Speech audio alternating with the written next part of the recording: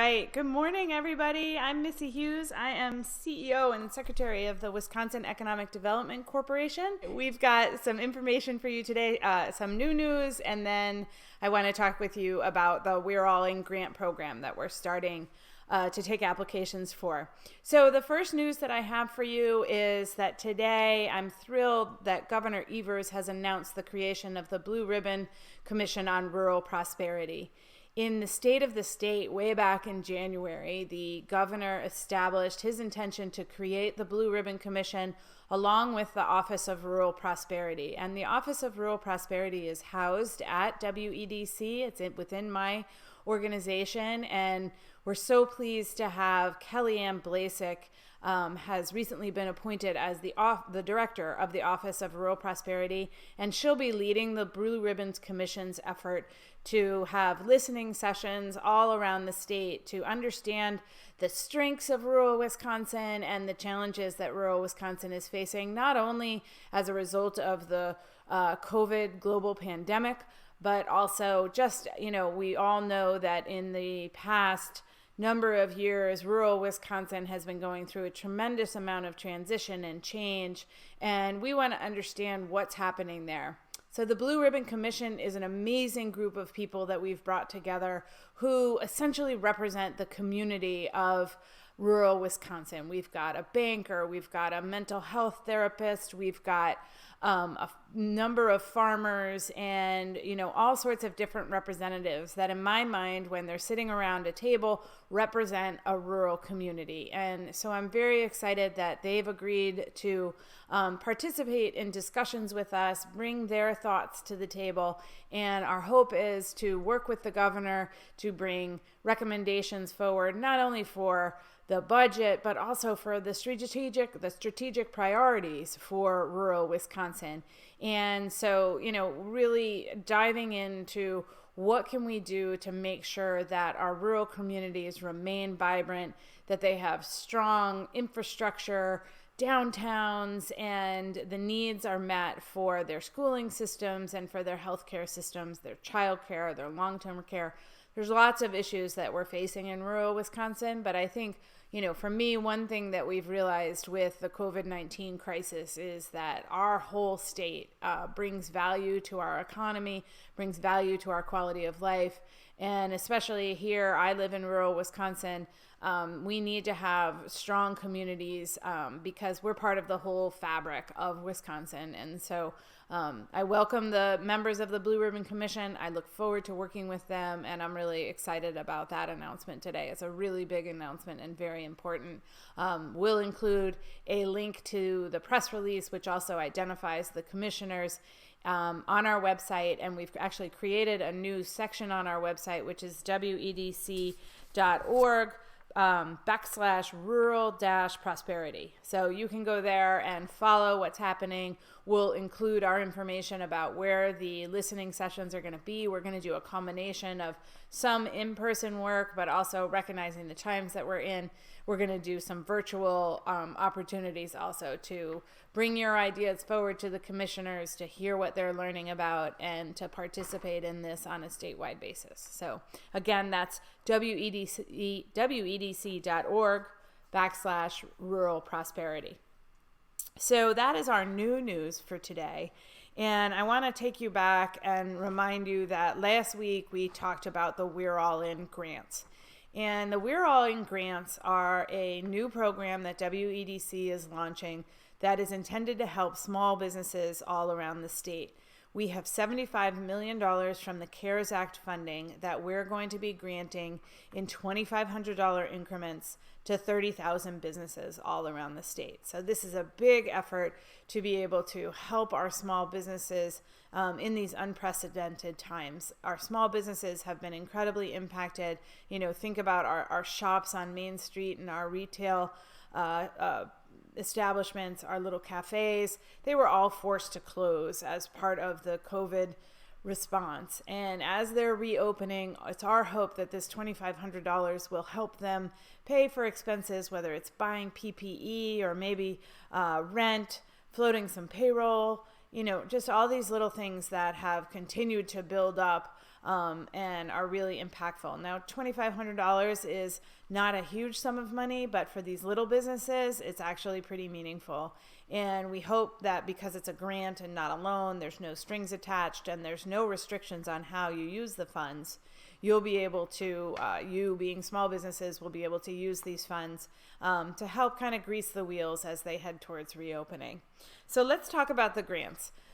We have an application process that's going to start a week from today. At 8 a.m. in the morning, we're going to start accepting applications online at our website at wedc.org.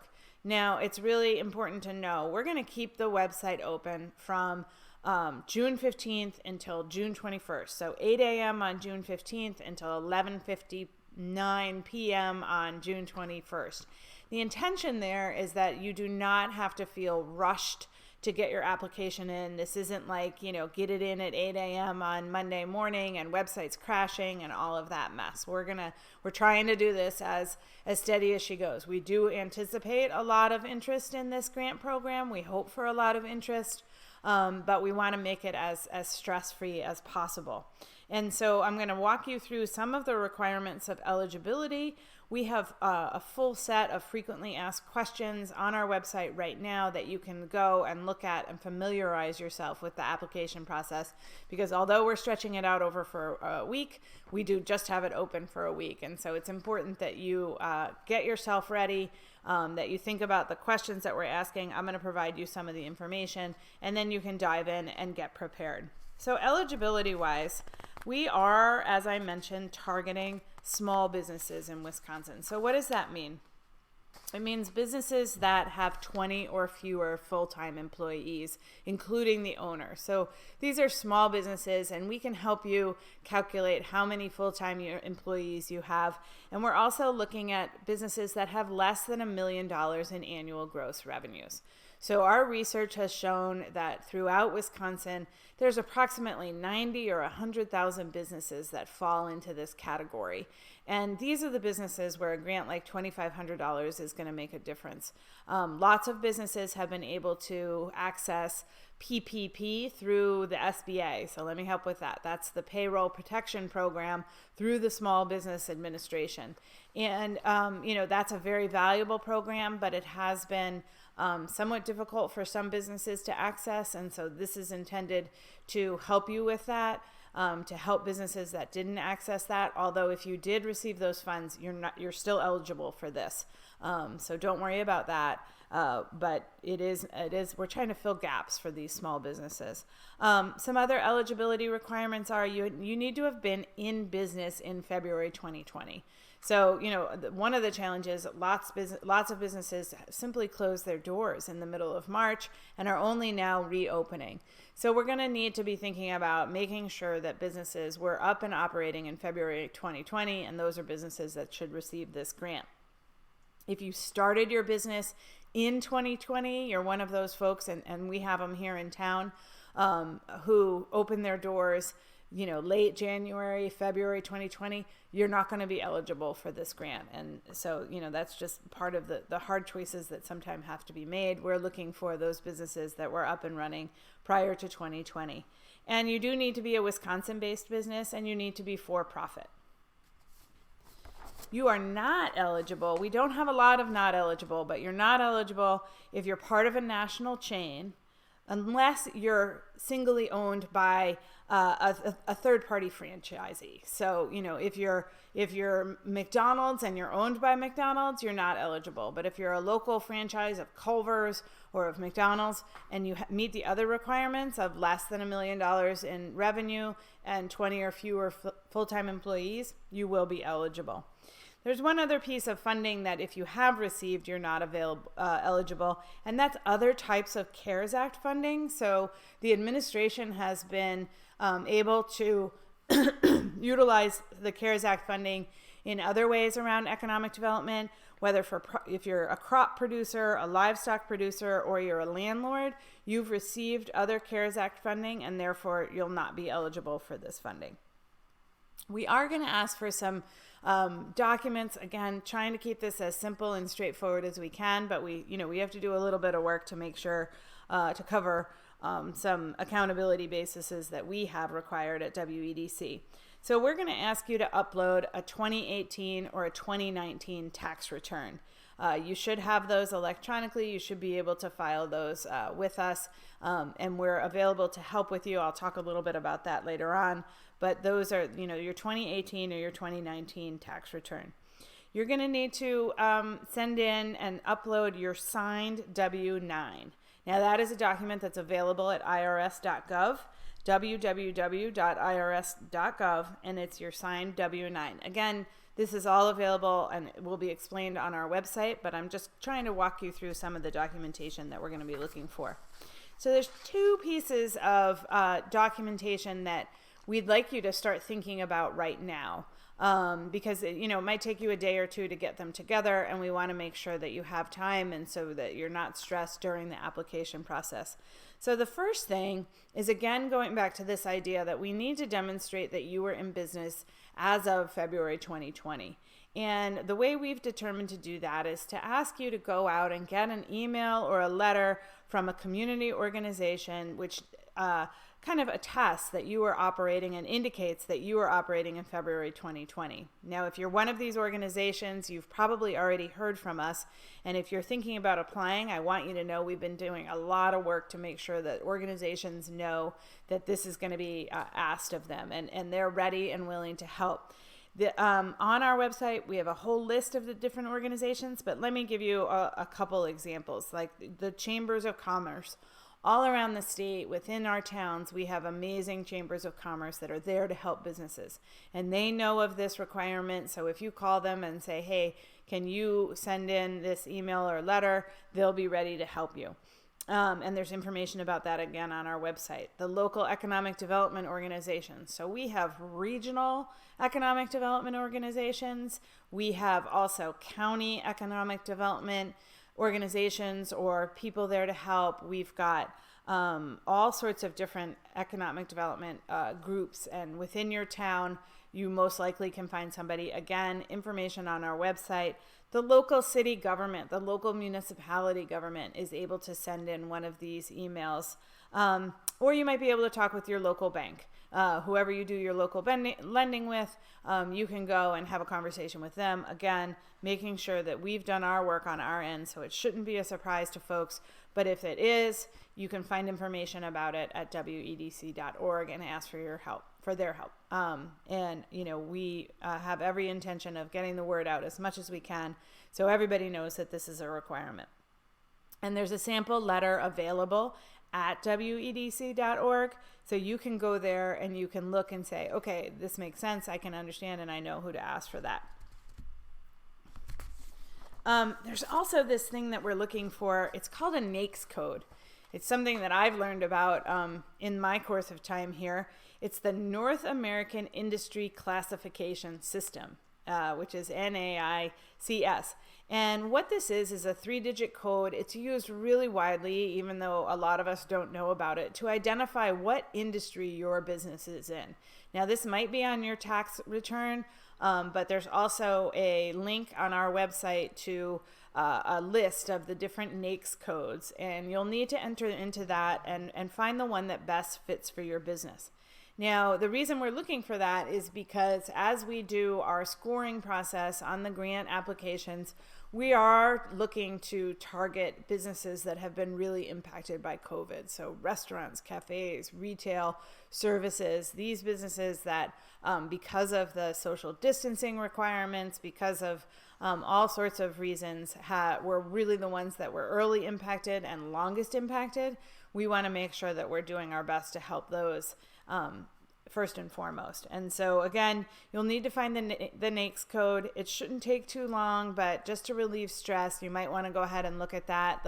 The link to the website for that is on our frequently asked questions, and you'll be able to look and find that. If you do end up getting a grant, we're going to ask you to do a really simple pledge to follow safe practices for your employees and for your customers and for your community. And the reason we're calling it a We're All In grant is because we're going to create a community of businesses and of consumers and of communities, a community of communities within Wisconsin who are supportive of the concept that we need to be we're all in. With the fact that we have a virus that doesn't have a vaccine, that's going to continue to be causing hotspots and surges around the state and around the country, we want to do what we very much we can to keep everybody safe. If we can keep our folks safe with each other, if we can practice these social distancing practices and efforts to keep each other safe, we can continue to regain momentum in the economy, and we can keep people moving forward, and we can keep confidence building, and that's going to be really critical for these small businesses. They took the brunt of the impact through COVID-19, and it's up to us to help them recover. And so it's really important that we all work together and be thinking about that. I'm going to answer a few questions that have come up, but I want to remind folks that if there's something that you have a question about that I haven't answered, you can put that into the chat room. So I think I touched on this, but I want to make sure I say it again. Can you apply for the We're All In grant if you've received other PPE or WEDC grants? Yes, you can. That does not disqualify you from this grant program, and so we encourage you to apply for that. And I want to touch on one other thing that I wanted to mention before, but it slipped my mind. I mentioned the PPP program. Lots of businesses have been able to access that. There's still an application process for that, but there's other tools that are available through the Small Business Administration that you might want to consider as a small business. If you don't qualify for this, you might want to think about that, because they've made the terms of the small business loans very, very reasonable. They've waived fees and waived the first few months of payments. So it might be something that is, and there's still funding there, so it might be something you want to consider using. The information about that is available at sba.gov. But throughout Wisconsin, we also have things called the Small Business Development Centers. And those are located on each of our Wisconsin UW system campuses. And you can, Google and find links to them from sba.gov. But again, the Small Business Development Centers can really sit with you as a small business and help you access other tools that might be available above and beyond the We're All In grant, and above and beyond the PPP. So I really encourage you, if you're still trying to figure out how to get your cash flow settled and think about keeping your business going into the future, that might be something that can be very helpful. There's also information at sba.gov about recent changes that have been made to the PPP program to make it more flexible. Questions about the loan forgiveness and those pieces of the puzzle have been made easier to understand, and so I encourage you to dive in and look at those. There is a question about whether or not, if you received PPP, does that mean you can't get any other loans? And so I encourage you to look at the new requirements around PPP and to talk to your bank. If you had filed an application for that, we want to make sure that we don't run afoul of PPP. But if you haven't engaged in PPP, if you're a small business, the We're All In grant is definitely something you should apply for. One of the questions we've gotten is whether our $1 million limit, or less than $1 million, is gross or net. That's your gross income, and that'll be listed on your tax return, and you can understand whether or not you're eligible. I just got a question about whether or not sole proprietors or gig workers qualify for this, and you do qualify for the We're All In CARES Act grant as long as you filed a Schedule C tax return. And again, that information will be on your tax return. One question we've gotten is about the letter of acknowledgement. Can your accountant write a letter of acknowledgement for you? We're looking for organizations to do that. So no, your accountant can't write that letter for you. We're selected all these different groups and partners because we're familiar with them, and they understand the businesses in their area. And so, this way we can get the word out. We can have less confusion, but we are working with those organizations. And again, the list is really exhaustive of who you can work with. And so I think we will be able to make sure that everyone knows what the requirements are for the letter and help you get those filed in. One thing on the sole proprietorship, if you filed using a Schedule E, that's not going to be able to be qualified. You have to have filed a Schedule C in order to be qualified for this. I'm just going to run through. I'm getting a number of questions, which is great. If someone owns more than one business, can each business apply? The way we're approaching this is if you have separate tax ID numbers, then you are able to apply based on each business. Now, there's some, leasing technicalities, but I'll let you dive into that in our frequently asked questions. But as a general rule, more than one business is able to apply as long as those are separate tax ID numbers. What about if your company started in 2019 and you haven't filed a tax return yet? You should go ahead and file your tax return, and then you can apply for this grant. If you haven't, if you started in 2019 but you haven't filed your tax return yet, that's going to be a challenge. So if you file your tax return this week, and then you'll be able to apply next week. Sorry for that. Jumping through the hoops, but we do have at WEDC some requirements to make sure we're accountable and doing our best to make sure we're getting these dollars into legitimate businesses' hands. Throughout the state and in our reality, lots of people are very comfortable using the internet and making these kind of uploading, challenges and scanning things. If you need any help with that, we have regional economic development directors all around the state who are prepared to help you, and we can connect someone with you in order to help you work through these things. You can ask for a family member's help, you can seek out help, but we do have folks who are able to help get this information forward and help you file your application. They might also be able to help introduce you to a local organization that can help with the email, and you can find contact information for the REDs at, which is what we call our regional economic development directors, at wedc.org, or we will also, you have a form where you can fill out and ask for help, and we'll get that to you. We are making the application materials available in other languages. We have them right now available in Spanish and Hmong, and we'll be looking towards other languages. If there is some help you need there, again, you can ask for that help, and we'll make sure that you get it. So one of the questions that has come up again and again are if nonprofits are eligible for the grants. Now, it's really important to keep in mind, for those of you who aren't aware, nonprofits are incredibly, incredibly important in our state. These are organizations that have come together. They are not looking to make money. Typically, they're here to serve a purpose, whether it's supporting vulnerable communities or helping with the arts, helping with recreation. There are just, nonprofits are incredibly important to the fabric of Wisconsin. Now, they are not eligible to receive the We're All In CARES Act funding. We are focused on profitable small businesses, but there's lots of other ways that nonprofits can often get assistance, whether it's through the United Way, philanthropic organizations, or corporate foundations. I'm sure that nonprofits, if you're associated one, are used to the challenges of going out and fundraising. But unfortunately, we're not able to help those organizations with this funding. We hope that headed forward, as we see more dollars come out of the federal government, we'll be able to leverage those to help nonprofits. And, if you're able, if you are in a position to be able to help some of these nonprofits, it's really important. They are really struggling.